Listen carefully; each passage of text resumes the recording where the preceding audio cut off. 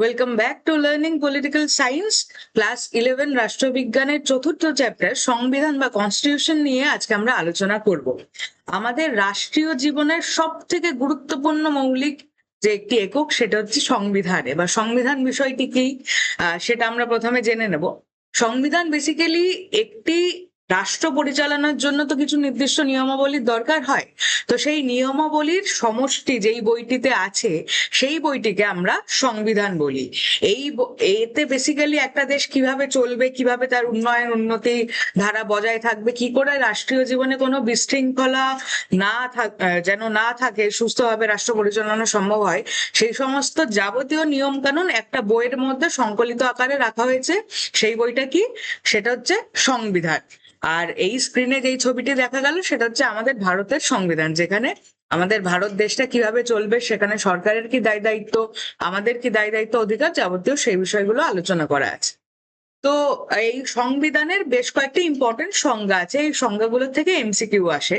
সেটা হচ্ছে যে পলিটিক্যাল সায়েন্সের পিতা যাকে বলা হয় অ্যারিস্টটল, তিনি কি বলছেন? তিনি বলছেন যে সংবিধান হলো রাষ্ট্রের চরম কর্তৃত্বের শৃঙ্খলাবদ্ধকরণ, অর্থাৎ রাষ্ট্র পরিচালনার সর্বোচ্চ কর্তৃত্ব আমরা জানি যে সরকার যে পরিচালনা করে রাষ্ট্র, কিন্তু তার উপরে কে কর্তৃত্ব থাকে? সেটা হচ্ছে সংবিধানের কর্তৃত্ব থাকবে। একটা সরকার বেসিক্যালি মেজরলি মোস্টলি সংবিধান মেনেই চলে। এছাড়া লর্ড ব্রাইস, ইনি একজন খুব গুরুত্বপূর্ণ রাষ্ট্রচিন্তাবিদ, ইনি কি বলছেন যে সংবিধান হলো সেই সব আইন কানুন ও রীতিনীতি সমষ্টি যেগুলো রাষ্ট্রের জীবনকে নিয়ন্ত্রণ করে। অর্থাৎ আমাদের বা সরকারের রাষ্ট্রীয় জীবন কিরকম হবে সেটা নিয়ন্ত্রণ করছে কে? সংবিধান। এছাড়া কুলি বলে একজন ইম্পর্টেন্ট থিঙ্কার আছে, উনি সংবিধানকে রাষ্ট্রের মৌলিক আইন বলছেন। এটা কিন্তু খুব ইম্পর্টেন্ট, রাষ্ট্রের মৌলিক আইন সংবিধানকে কে বলছেন? রাষ্ট্রবিজ্ঞানী কুলি। এরপরে আসছে যে সংকীর্ণ এবং ব্যাপক অর্থে সংবিধান বলতে কি বোঝায়। তো সংকীর্ণ অর্থে বোঝাচ্ছে হচ্ছে এক প্রকার লিখিত আইন, যেটার মাধ্যমে সরকার কিভাবে গঠিত হবে, সরকারের বিভিন্ন বিভাগ অর্থাৎ আইন বিভাগ, শাসন বিভাগ ও বিচার বিভাগ, সেগুলো কি পরিচালনা করবে, তাদের নির্দিষ্ট কি আলাদা আলাদা দায়িত্ব আছে, প্লাস রাষ্ট্র বা সরকারের সঙ্গে আমাদের নাগরিকদের কি ধরনের সম্পর্ক থাকবে, সেইগুলো নিয়ে আলোচনা করা হচ্ছে। কোথায়? সংবিধান। এটা হচ্ছে সংকীর্ণ অর্থে সংবিধানের সংজ্ঞা। এছাড়া কি আছে? ব্যাপক অর্থে, যেখানে বলতে চাইছে যে কোনো একটা দেশের শাসন ব্যবস্থাকে নিয়ন্ত্রণ করছে লিখিত প্লাস অলিখিত সমস্ত নিয়ম, সেটাই হচ্ছে সংবিধান। এবার অলিখিত নিয়ম কোনগুলো? যে কোনো একটা দেশে দীর্ঘকাল ধরে কিছু একটা প্রথা চলে আসছে, কোনো রীতিনীতি আছে, সেটাই একটা অলিখিত নিয়ম হয়ে যায়, যে কেউ সাহস পায় না যে ওই নিয়মটাকে ভেঙে নতুন কিছু চালু করার। তো বেসিক্যালি সংবিধানের প্রকারভেদ হয়। তো প্রথমে আমরা এই দুটি প্রকারভেদ জানবো, একটা হচ্ছে লিখিত আর একটা হচ্ছে অলিখিত। লিখিত প্রকারভেদটা আমরা প্রথমে জেনে নিই। কি আছে যে লিখিত মানে আমরা বুঝতে পারছি যে সংবিধান রিলেটেড যে মৌলিক নিয়ম কানুন গুলো আছে সেগুলো লিখিত আকারে থাকবে, এবং সেই লিখিত আকারে থাকার জন্য কি করতে হবে? আমাদের প্রথমে একটা সংবিধান পরিষদ বা কনভেনশন রাখতে হবে, যেখানে কিছু জ্ঞানীগুণী মানুষ আসবেন, তারা আর কি আলোচনার মাধ্যমে ঠিক করবেন যে সংবিধানে কোন কোন মৌলিক নিয়ম নীতিগুলো থাকতে হবে। এরপরে এই লিখিত সংবিধান কোন কোন দেশে বাজে, এখান থেকে মেজরলি শর্টগুলো আসে, আর এখান থেকে স্টুডেন্টরা ম্যাক্সিমাম ভুল করে। কারণ কি, ইভেন নাগরিকত্বের ক্ষেত্রেও আমরা দেখেছি যে জন্মসূত্রে নাগরিকতা কোন দেশের, যে কোনো অপশন দিয়ে দেবে, সঠিক উত্তর সিলেক্ট করতে হবে। সেরকমই লিখিত বা অলিখিত এ ধরনের সংবিধান কোন দেশে বাজে, এর জন্য খুব মাইনরিটলি পড়তে হবে, মানে বারবার করে পড়তে হবে এই বিষয়গুলো। তো লিখিত সংবিধান কোথায় আছে? ভারতবর্ষে, বাংলাদেশ, পাকিস্তান, আমেরিকা, সুইজারল্যান্ডে। এবার ভারতবর্ষের লিখিত সংবিধান আবার পৃথিবীর সব থেকে বড় বৃহৎ লিখিত সংবিধানের মধ্যে অন্যতম। এরপরে কি আসছে? অলিখিত সংবিধান। মানে কি? যে এখানের কোনো নির্দিষ্ট দলিলের মধ্যে লিখিত আকারে থাকছে না, এখানে সংবিধানের প্রথা যেমন থাকছে তেমন রীতিনীতিও থাকছে, চিরাচরিত নিয়ম আচার অনুষ্ঠান দীর্ঘদিন ধরে যেগুলো চলে এসছে সেগুলো থাকবে, প্লাস যে কোর্টের যে বড় বড় আমরা দেখি যে রায়, একদম ঐতিহাসিক কিছু রায় হয়, সেই রায়গুলো এই অলিখিত সংবিধানের নিয়ম আকারে থাকছে। প্লাস আরো কি, এই যে বিভিন্ন প্রাচীন নিয়ম কানুন। এবার অলিখিত সংবিধানের সব থেকে বড় উদাহরণ কি? ব্রিটেন বা ইংল্যান্ড। এবার এই দুটো সংবিধানের আমরা বৈশিষ্ট্য এবং সেটাকে একটু পার্থক্যমূলক দিক থেকে আমরা দেখে নেব। তো লিখিত সংবিধানের ক্ষেত্রে আমরা বুঝতে পারছি যে লিখিত আকারে থাকছে। এবার এই লিখিত আইনগুলো কোথায় থাকছে? সংবিধানের বইতে থাকছে। তাই এখানে সংবিধানের তৈরি আইন অর্থাৎ সাংবিধানিক আইনটাই সর্বোচ্চ আইন দেশের। তো এই সাংবিধানিক আইনের এগেইনস্টে না কোনো ব্যক্তি যেতে পারবে, না কোনো প্রতিষ্ঠান যেতে পারবে। এটা হাইয়েস্ট অথরিটি, মানে সংবিধানের এখানে সব থেকে গুরুত্বপূর্ণ আর কি রোল রয়েছে। এবার এই সংবিধানে একটা সরকার যেভাবে কাজ করবে সংবিধানের বাইরে গিয়ে কাজ করতে পারবে না, বা সরকারের যে বিভিন্ন বিভাগগুলো আছে তারা এমন হতে পারবে না যে আইন বিভাগ শাসন বিভাগের কোনো বিষয় নাক গলিয়ে দিচ্ছে। প্রত্যেকটা বিভাগের নির্দিষ্ট আলাদা করে কাজ আছে সংবিধানে লেখা, সেই অনুযায়ী চলতে হবে। তো এই লিখিত সংবিধানের সব থেকে বড় উদাহরণ কোন দেশে আছে? আমেরিকায়। এরপরে আসছে অলিখিত সংবিধান। অলিখিত সংবিধানে আমরা কি জানলাম একটু আগে, যে প্রাচীন রীতিনীতি, বিচার বিভাগের বিভিন্ন ল্যান্ডমার্ক জাজমেন্ট এইগুলো থাকছে, এবং সব থেকে বেশি কি থাকছে, যে আইনসভা অর্থাৎ পার্লামেন্টে বা বিধানসভায় যেই আইনগুলো পাশ হচ্ছে সেইগুলোর প্রাধান্য এখানে সব থেকে বেশি থাকছে। অলিখিত মানে লিখিত আকারে তো কিছু নেই।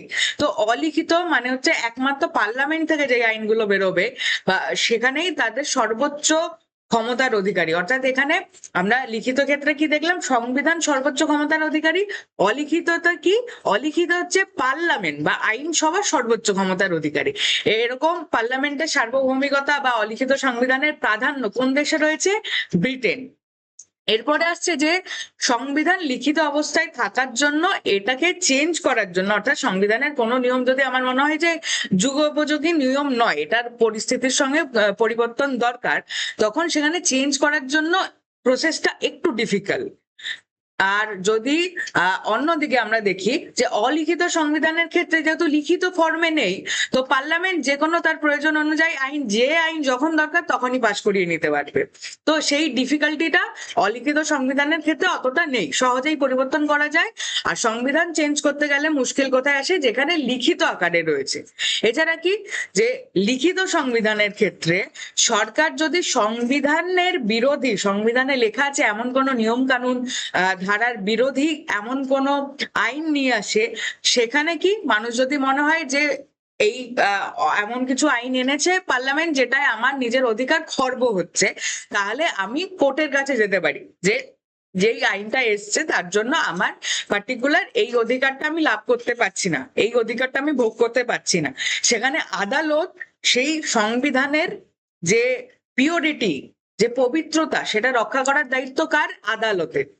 অথচ অন্যদিকে যেহেতু সংবিধানের কোনো লিখিত ফর্মে নেই, অলিখিত ক্ষেত্রে আমার কোনো কি কি অধিকার আছে না আছে সেগুলো ক্লিয়ারলি বলা নেই, তাই আমি বিচার বিভাগের কাছে আমার যদি মনে হয় যে কোনো পার্লামেন্টে এমন আইন পাশ হয়ে গেছে যেটায় আমার অধিকার খর্ব হচ্ছে, আমি কিন্তু গিয়ে বিচার বিভাগের কাছে কোনো রকমের আর্জি জানাতে পারবো না।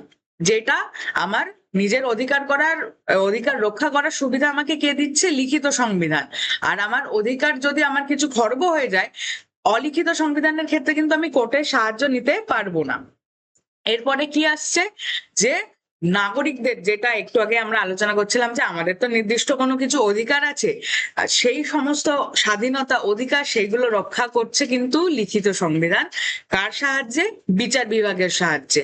অথচ অন্যদিকে অলিখিতর ক্ষেত্রে কি মৌলিক অধিকারগুলো ক্ল্যারিফাই করে দেওয়া নেই, যে কি কি আমাদের অধিকার আছে, স্বাধীনতা আছে, সেগুলো নেই, সেগুলো ক্ল্যারিফাই করে দেওয়া নেই, যার জন্য আদালতও সেইগুলো আমাদের রক্ষা করতে পারে না। তো পাবলিকের দিকে তাকালে, ব্যক্তি স্বাধীনতা সব রকম দিক থেকে তাকালে লিখিত সংবিধান কিন্তু সবসময় মানুষের, জনগণের ফেভারে, গণতন্ত্রের ফেভারে। এবার এই লিখিত অলিখিত ছাড়াও আরো দুটো ভাগ আছে। সেই দুটো ভাগ কে করেছে? লর্ড ব্রাইস, যার আমরা সংবিধান রিলেটেড সংজ্ঞাও ভিডিও শুরুতে পড়েছি। তো এই লর্ড ব্রাইস আবার সংবিধানকে দুটো ভাগে ভাগ করছেন, কি? সুপরিবর্তনীয় সংবিধান এবং দুষ্পরিবর্তনীয় সংবিধান। তো নাম থেকে আমরা বুঝতে পারছি সুপরিবর্তনীয় মানে কি, যেখানে আমি সহজে পরিবর্তন করতে পারি সংবিধানের কোনো ধারা। আর দুষ্পরিবর্তনীয়তে কি, আমি সহজে পরিবর্তন করতে পারবো না। তো এই সুপরিবর্তনীয় সংবিধানে কি, যে সাংবিধানিক আইন ও সাধারণ আইনের মধ্যে ফারাক নেই। সাংবিধানিক আইন আর সাধারণ আইনের বিষয়টা কি, যে সংবিধানে লেখা আইন হচ্ছে সাংবিধানিক আইন, আর আইনসভা থেকে পাশ করা আইন হচ্ছে সাধারণ আইন।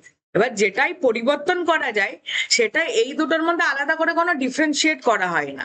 তো এখানে যে কোনো মানুষের চাহিদা অনুযায়ী সহজেই আইন প্রণয়ন করা যায় এবং পুরনো যে কোনো আইন সংশোধন করা যায়, সুপরিবর্তনীয়, সহজে পরিবর্তন হয়ে যাচ্ছে। আর দুষ্পরিবর্তনীয়তা কি? সাধারণ আইনের তুলনায় যে সংবিধানে লিখিত আইনগুলো আছে সেইগুলোকে অনেক বেশি ভ্যালু করা হয়, অনেক বেশি মর্যাদা দেওয়া হয় সংবিধানে লিখিত আইনগুলোকে, এবং এইগুলোকে সহজে পরিবর্তন করা যায় না। আমি যত সহজে একটা নিজের পছন্দ মতন আইন পার্লামেন্টে পাশ করিয়ে নিতে পারি, এই দুষ্পরিবর্তনীয় ক্ষেত্রে আইন পাশ করানো গেলেও পরিবর্তন বা সংশোধনটা সহজ হয় না। এখানে বিশেষ পদ্ধতি লাগে। বিশেষ পদ্ধতিটা কি? আমি যদি সংবিধানের কোনো আইনকে আমার সংশোধন করতে হয়, তাহলে সেখানে আমাকে টোটাল একটা আইনসভায় আমার যতজন সদস্য আছে তার 50% সদস্য সেদিন থাকতে হয়, এবং সেই 50% সদস্যদের মধ্যে 2/3 অর্থাৎ 2/3 মেজরিটি কিন্তু আমার লেগে যাচ্ছে।